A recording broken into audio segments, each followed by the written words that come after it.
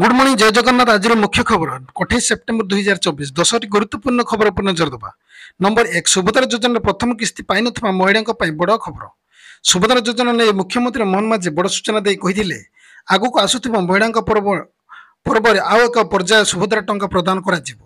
पर्यायक्रमे 1 कोटी महिलांक सरकार सुभद्रा टंका देबे। एथि सहित मुख्यमंत्री कहिसेंती आसंता 2025 मार्च 8 तारिख पूर्व समस्त हिताधिकारी को सुभद्रा योजना प्रथम किस्ती दिज्व किंतु द्वितीय किस्ती एकाखंड महिला दिवस प्रदान कर निकटर उपमुख्यमंत्री प्रभाती परिडा कही किसी दिन भितर सुभद्रा योजना आउ 25 लाख महिला सहायता राशि मिल।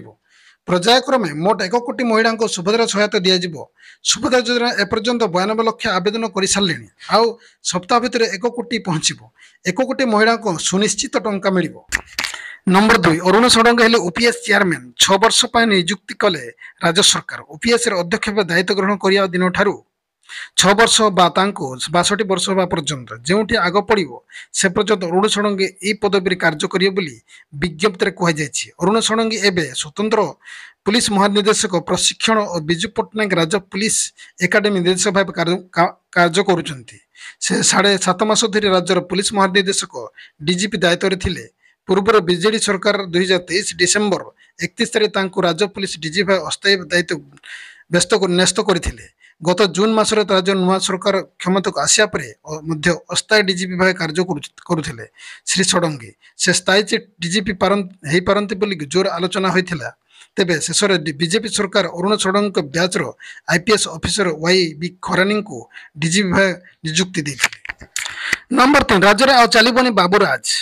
जिलापाल सम्मेलन मोहनकर तागिद। लोकसेवा भवन कॉन्फ्रेंस सेंटर रे आरंभ होईची 2 दिनिया जिलापाल सम्मेलन। एथिरे निज अनुभूति और अभिज्ञतार प्रशासनिक स्तर रे पूर्व रे होतबा अनेक त्रुटि विचुक्ति संपर्क रे सूचना करिसेंते मुख्यमंत्री मोहन माझी। मुख्यमंत्री मोहन माझी कहिसेंते जे सब योजना जेपरि ठीक समय कार्यकारी हेबो एथिमे जिलापाल माने नीतिदिनिया भाव निज निज जिले में आर्थिक तथा फिजिकल प्रोग्रेस उपरे दृष्टि रखिबे। प्रत्येक योजनार ब्लॉक वारी त्रैमासिक समीक्षा करबा मध्य आवश्यक। सरकार जदि टंकाटिया लोकंक पय खर्च करे ता सेमानंक पय टंकाटिए आय बोले कहउचंती। मुख्यमंत्री कहिथिले जे जिलापाल माने होउचंती सरकार को पय तृणमूल स्तर सेतु लोक कल्याण पय सरकार उत्तम योजना और निर्धारण करि परिबे। नंबर 4 राज्य सरकार बड़ निष्पत्ति। मातृत्व क्षेत्र महिला कर्मचारी 180 दिन और पुरुष को 15 दिन। तेबे जड़े राज्य सरकार महिला कर्मचारी जी 2 रु कम जीवित संतान थी सरोगेट माता होती से 180 दिन मातृत्व छुट्टी लाभ करने योग्य विवेचित हेबे। सेपरि अधिष्ठाता माता अर्थात कमिशनिंग मदर 180 दिन मातृत्व छुट्टी पाइपर। एसत जड़े राज्य सरकार पुरुष कर्मचारी से 2 रु कम जीवित संतान थाए अधिष्ठा पिता बा कमिशनिंग फादर हुए से संतान जन्म तारीख रु 6 मास मध्य 15 दिन पितृत्व छुट्टी लाभ करने योग्य विवेचित हेबे। यही छुट्टी लाभ करने उधार मातृत्व उपरे होइथिबा राजीनामा सहित पंजीकृत डाक्तरखाना रु प्राप्त चिकित्सा संबंधित दस्तावेज देवाक पड़िबो। यह गुरुवार ठाରୁ कार्यकारी हो बोली राज्य सरकार अर्थ विभाग पक्षर राज्यपाल आवेदन आदेश क्रमे प्रमुख शासन सचिव शाश्वत मिश्र पत्र माध्यम जणाइछन्ति। नंबर 5 नर्सिंग ऑफिसर कार्य बंद आंदोलन रोगी सेवा बाधा प्राप्त। जीद्रे अटल नर्सिंग ऑफिसर संघ कैपिटल हॉस्पिटल रे जरूरीकालीन सेवा बाधा प्राप्त इमरजेंसी वार्ड रे नाहंती नर्स। जीद्रे अटल नर्सिंग ऑफिसर संघ आज राज्यर समस्त सरकार मेडिकल जरूरी सेवा कार्य जोग दे नाहंती नर्सिंग ऑफिसर। सेपटे कटक एसीबी मेडिकल भी समान स्थिति आज राज्यव्यापी नर्सिंग आंदोलन रे समस्त सरकारी कार्य डाक्तरखाना रे कार्यरत आंदोलन उल्लाइछन्ते नर्स। निज निज अटल नर्सिंग संघ कार्य बंद आंदोलन पर विभिन्न डाक्तरखाना रोगी सेवा बाधाप्राप्त होती। आज सिरिंज छाड़ आंदोलन को उल्लाइछन्ते नर्सिंग ऑफिसर। सरकार और नर्सिंग ऑफिसर जीत बाजी लगी रोगी जीवन। एस्मा आईन को खातिर नक नर्सिंग ऑफिसर पूरा स्वास्थ्य व्यवस्था को अचल करने बसता बेले सरकार सह प्रथम आंदोलन विफल होती। 10 दफा दाबी नहीं दीर्घदिन हेब आंदोलन कर नर्सिंग ऑफिसर। एस्मा लागू होगा सुधे कार्य बंद आंदोलन उल्लाइछन्ते संघ। राज्यर प्राय 15,000 नर्स ए आंदोलन रे जोग देइछन्ते। नंबर 6 आधार कार्ड नथिले मिलबने राशन कार्ड। राशन कार्ड हिताधिकारी को पूर्वान्न खुशी खबर देथिबा बेले अपराह्न आउ एक बड़ ଖବର ଦେଇଛନ୍ତି ଖାଦ୍ୟ ଯୋଗାଣ ମନ୍ତ୍ରୀ କୃଷ୍ଣଚନ୍ଦ୍ର ପାତ୍ର, ଯାହା ରାସନ କାର୍ଡ ହିତାଧିକାରୀ ଚିନ୍ତା ବଢ଼ାଇ ଦେଇଛି। ଅକ୍ଟୋବର ମାସରୁ ରାସନ କାର୍ଡ ହିତାଧିକାରୀଙ୍କୁ ମିଳିବ ଗହମ। ଓଡ଼ିଶା ସମେତ 9 ରାଜ୍ୟର ହିତାଧିକାରୀଙ୍କୁ ଚାଉଳ ସହ ଗହମ ମିଳିବ। ଗହମ ଦେବାକୁ କେନ୍ଦ୍ର ଖାଦ୍ୟ ଓ ସାଧାରଣ ବଣ୍ଟନ ମନ୍ତ୍ରଣାଳୟ ଚିଠି। ଚାଉଳ ସହ ଗହମ ଦିଆଯିବ ବୋଲି ବିଧାନସଭାରେ ମନ୍ତ୍ରୀ କହିଥିଲେ। ମନ୍ତ୍ରୀ ଆହୁରି କହିଛନ୍ତି ଯେ ଇ-କେୱାଇସି ସରିଲା ପରେ ଯାଇ ମିଳିବ ନୂତନ ରାସନ କାର୍ଡ। ବର୍ତ୍ତମାନ ଇ-କେୱାଇସି ପ୍ରକ୍ରିୟା ଚାଲୁ ରହିଛି।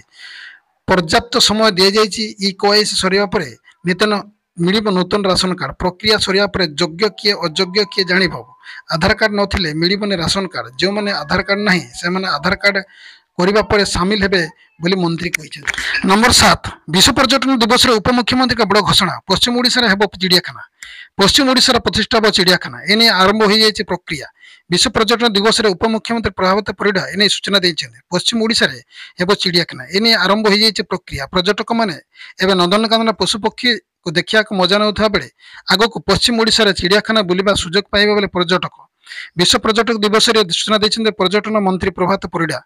ଓଡ଼ିଶାର ପର୍ଯ୍ୟଟନ ବିକାଶ ପାଇଁ ଅନେକ ଯୋଜନା କରିଛି ରାଜ୍ୟ ସରକାର। ସମ୍ବଲପୁର ଚିଡ଼ିଆଖାନାର ସମ୍ପ୍ରସାରଣ କରିପାରନ୍ତି ରାଜ୍ୟ ସରକାର। ଓଡ଼ିଶାର ଆଡଭେଞ୍ଚର ସ୍ପୋର୍ଟସ ପାଇଁ ଅନେକ ସୁଯୋଗ ରହିଛି, କିନ୍ତୁ ଏ ଦିଗରେ ପୂର୍ବର କାମ କରିନାହିଁ। ଆଡଭେଞ୍ଚର ସ୍ପୋର୍ଟସ ତଥା ଏହାର ପଲିସି ବିଷୟରେ ଅଧିକ ଜାଣିବା ପାଇଁ ଆସନ୍ତା ସପ୍ତାହ ମେଘାଳୟ ଗସ୍ତରେ ଯିବେ ମନ୍ତ୍ରୀ। ଓଡ଼ିଶା ଫେରିବା ପରେ ଆଡଭେଞ୍ଚର ସ୍ପୋର୍ଟସ ଉପରେ ଅନେକ କାମ କରାଯିବ ବୋଲି ସେ କହିଛନ୍ତି। ଏହା ସହ ଓଡ଼ିଶାର ବୁଦ୍ଧିଜୀବୀ କରିଡର ପ୍ରତି ଗୁରୁତ୍ୱ ଦିଆଯିବା ସହ ପର୍ଯ୍ୟଟକମାନେ ଆକୃଷ୍ଟ କରିବା ପାଇଁ ଅଧିକରୁ ଅଧିକ ଇଣ୍ଡୋର ଟୁରିଜିମ୍ ବ୍ୟବସ୍ଥା କରାଯିବ ବୋଲି ପର୍ଯ୍ୟଟନ ମନ୍ତ୍ରୀ କହିଛନ୍ତି। ନମ୍ବର 8, ଏବେ ବର୍ଷା କମିବ 1ରୁ ପୁଣି ବଢ଼ିବ। ଓଡ଼ିଶା ଉପରେ ସକ୍ରିୟ ହୋଇଥିବା ଦକ୍ଷିଣ ପଶ୍ଚିମ ମୌସୁମୀ ବାୟୁ ପ୍ରଭାବରେ ରାଜ୍ୟର ଅଧିକାଂଶ ସ୍ଥାନରେ ବର୍ଷା ଲାଗି ରହିଛି। ଗତକାଲି ସକାଳ 8ଟାରୁ ଆଜି ପୂର୍ବାହ୍ନ ମଧ୍ୟରେ କଟକ ଜିଲ୍ଲା କଣ୍ଟାପଡ଼ାରେ ସର୍ବାଧିକ 110 ମିଲିମିଟର ବର୍ଷା ହୋଇଛି। ଏହା ବ୍ୟତୀତ ବାଙ୍କିରେ 105 ମିଲିମିଟର, ପୁରୀ ଜିଲ୍ଲାର ପିପିଲିରେ 105, ବରଗଡ଼ ଜିଲ୍ଲାର ପଦମପୁରରେ 102, ଖୋର୍ଦ୍ଧାରେ 85, ଢେଙ୍କାନାଳ ଜିଲ୍ଲାର ଭୁବନରେ 80, ଖୋର୍ଦ୍ଧା ଜିଲ୍ଲାର ଜଟଣୀରେ 75, ପୁରୀ ଜିଲ୍ଲା ଗୋପରେ 74 ଓ ସତ୍ୟବାଦୀରେ 72 ମିଲି ବର୍ଷା ରେକର୍ଡ ହୋଇଥିଲା। ଆଜି ପୂର୍ବାହ୍ନ ସୁଦ୍ଧା ବରଗଡ଼, ସମ୍ବଲପୁର, ଝାରସୁଗୁଡ଼ା, ସୁନ୍ଦରଗଡ଼, କେନ୍ଦୁଝର ଜିଲ୍ଲା ପ୍ରବଳ ବର୍ଷା ହୋଇପାରେ।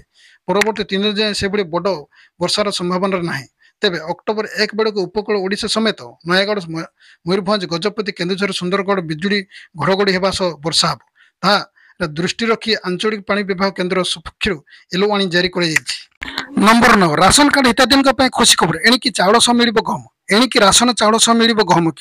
ଓଡ଼ିଶା ସମେତ 9 ରାଜ୍ୟର ଗହମ ମିଳିବ। ଏନେଇ କେନ୍ଦ୍ର ଖାଦ୍ୟ ଓ ସାଧାରଣ ବଣ୍ଟନ ପକ୍ଷରୁ ଚିଠି ଆସିଛି। ଅକ୍ଟୋବର ମାସରୁ ଏହି ନୂଆ ନିୟମ ଲାଗୁ ହେବ। ଅନ୍ୟପଟେ ଓଡ଼ିଶା ସରକାର ରାସନ କାର୍ଡ ହିତାଧିକାରୀଙ୍କ ରାସନ କାର୍ଡରେ ପୂର୍ବ ଭଳି ମିଳୁଥିବା ଗହମ ପୁଣି ଥରେ ଚାଉଳ ସହ ମିଳିବ ବୋଲି ନିକଟରେ ସୂଚନା ଦେଇଥିଲେ। ମିଳୁଥିବା ଚାଉଳ 20% ଗହମ ଦେବାକୁ ସରକାର କହିଥିଲେ। ବିଜେଡି ସରକାର ଗହମକୁ ବନ୍ଦ କରି କେବଳ ଚାଉଳ ଯୋଗାଉଥିଲେ। ହେଲେ ପୁଣି ଥରେ ପୂର୍ବ ଭଳି ହିତାଧିକାରୀଙ୍କର ଚାଉଳ ସହ ଗହମ ଯୋଗାଇ ଦିଆଯିବ ବୋଲି ସେ ସୂଚନା ଦେଇଥିଲେ। ନମ୍ବର 10, ଶ୍ରୀମନ୍ଦିରର ଅବଢ଼ା ମାନ ଯାଞ୍ଚ ହେବ ଆଇନ ମନ୍ତ୍ରୀ। ପୁରୀ ଜଗନ୍ନାଥ ମନ୍ଦିରରେ ଅବଢ଼ା ହେବ ମାନ ପରୀକ୍ଷଣ। ମହାପ୍ରସାଦ ହେବ ପରୀକ୍ଷା। ରୋଷାଳାକୁ ଜିନିଷ ଯିବା ପୂର୍ବରୁ ରୋଷାଳାରୁ ଅବଢ଼ା ବାହାରିବା ପରେ ମାନ ପରୀକ୍ଷଣ ହେବ। ଶ୍ରୀମନ୍ଦିରରେ ଫୁଡ୍ ଇନ୍ସପେକ୍ଟର ନିୟୋଜିତ ହେବେ। ସ୍ୱାସ୍ଥ୍ୟ ବିଭାଗ ଅନୁରୋଧ କରାଯାଇଛି। ଅବଢ଼ାର ସୁଧାର ରଖିବା ପାଇଁ ଫୁଡ୍ ଇନ୍ସପେକ୍ଟର ରହିବେ। ଦେଶର ଅନ୍ୟ ମନ୍ଦିର ଭଳି ପୁରୀ ମନ୍ଦିରରେ ଅଭିଯୋଗ ନ ଆସିବା ସେଥିପାଇଁ ମାନ ପରୀକ୍ଷଣ ଜରୁରୀ। ଉକ୍ତ ମଧ୍ୟରେ ଆସକ୍ତ ରହିବେ। ଅବଢ଼ା ଅଶୁଦ୍ଧ କେବେ ରହିବ ନାହିଁ ବୋଲି ଆଇନ ମନ୍ତ୍ରୀ ପୃଥ୍ୱୀରାଜ ହରିଚନ୍ଦନ ଗଣମାଧ୍ୟମକୁ କହିଛନ୍ତି। ବାସ୍ ଆଜି ପାଇଁ ଖବରକୁ ଏଠି ରଖିବା। ପୁଣି ନେଇ ଆସିବି ନେକ୍ସଟ ଅପଡେଟ୍। ସେ ପର୍ଯ୍ୟନ୍ତ ବିଦାୟ ନେଉଛି। ନମସ୍କାର, ଜୟ ଜଗନ୍ନାଥ।